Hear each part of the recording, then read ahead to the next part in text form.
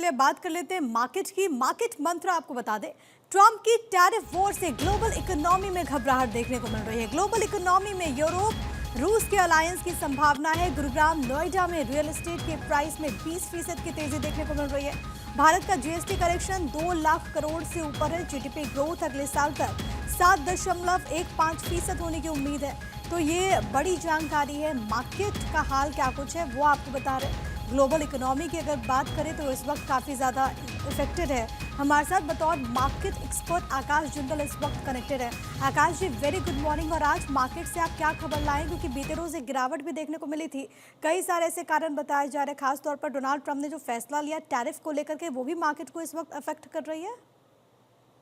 बिल्कुल सही कहा आपने प्रिया। डोनाल्ड ट्रंप साहब जो टैरिफ लगा रहे हैं और रेसिप्रोकल टैरिफ जो और कंट्रीज लगा रही हैं, वो कहीं ना कहीं टैरिफ वॉर की तरफ इशारा कर रहा है। देखिए, एक तरफ दुनिया ग्लोबलाइजेशन की तरफ से बढ़ रही थी, दूसरी तरफ मेरी ऑर्गेनाइजेशन आकाश.in का मानना है डोनाल्ड ट्रंप साहब की मूव प्रोटेक्शनिज्म की तरफ बढ़ेंगी। और आज ये ग्लोबल इकोनॉमी के लिए अच्छा नहीं, क्योंकि आज ग्लोबल इकोनॉमी पहले से ही वीक है। कोरोना से इकोनॉमी रिकवर करना शुरू हुई थी कि रशिया यूक्रेन वॉर शुरू हो गई, और रशिया यूक्रेन वॉर के बाद सबसे इम्पैक्ट यूएस पे आया। यूएस की इकोनॉमी 2 क्वार्टर तक उसने नेगेटिव जीडीपी ग्रोथ दी। आज अगर देखें, अभी करंट हालात देखें, सितंबर और अक्टूबर 2024 में यूके यानी ब्रिटेन की इकोनॉमी ने 2 मंथ तक लगातार नेगेटिव जीडीपी ग्रोथ दी है। जर्मनी ने 2023 में एक क्वार्टर में नेगेटिव जीडीपी ग्रोथ दी है। तो ग्लोबल इकोनॉमी में अभी स्लो डाउन चल रहा है। अब स्लो डाउन के कारण जो ग्लोबल इकोनॉमी पहले से कमजोर है, उसके ऊपर टैरिफ वॉर का आ जाना बहुत बहुत तकलीफ वाली बात है। कहीं ना कहीं ये ग्लोबल इकोनॉमी को स्लो डाउन में और धकेलेगी। और अगर ये टैरिफ वॉर इसी तरीके से चलती रही, इंटेंस होती रही, तो ये ग्लोबल इकोनॉमी को रिसेशन में भी ले जा सकती है।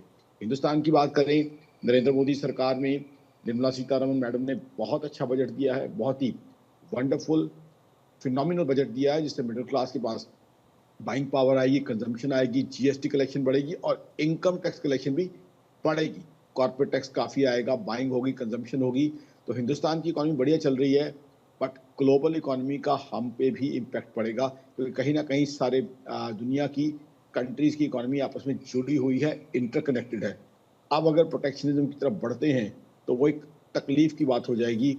अब टैरिफ वॉर जिस तरीके से चल रही है, अगर वो ऐसे इंटेंसिफाई होती है तो that's going to be very bad for global economy, और खासकर यूएस की इकोनॉमी, क्योंकि यूएस में भी अब इन्फ्लेशन बहुत बढ़ जाएगी। यूएस पिछले 3 साल से महंगाई को फाइट कर रहा है। रशिया यूक्रेन वॉर स्टार्ट होने के बाद यूएस में इन्फ्लेशन 9% से ऊपर हो गई थी। 3 साल से यूएस ने एड़ी चोटी का जोर लगाया हुआ है इन्फ्लेशन फाइट करने के लिए। अब वही इन्फ्लेशन दोबारा बढ़ने की संभावना है। तो कहीं ना कहीं अब we are keeping our fingers crossed, देख रहे हैं कि आगे ग्लोबल हालात क्या होते हैं, इस तरीके से चीजें अनफोल्ड होती हैं। बट फिलहाल ग्लोबल इकोनॉमी पे काले साए, काले बादल मंडरा रहे हैं, इसके बारे में कोई शक नहीं है। अब देखते हैं ग्लोबल लीडर्स इस सिचुएशन को किस तरीके से टैकल करते हैं, किस तरीके से सबसे ज़्यादा इंपॉर्टेंट होगा कि ग्लोबल लीडर्स सिचुएशन को कैसे टैकल करते हैं। फिलहाल के लिए बहुत धन्यवाद आपका हमारे साथ कनेक्ट होने के लिए और हमारे दर्शकों तक इतनी महत्वपूर्ण जानकारी साझा करने के लिए।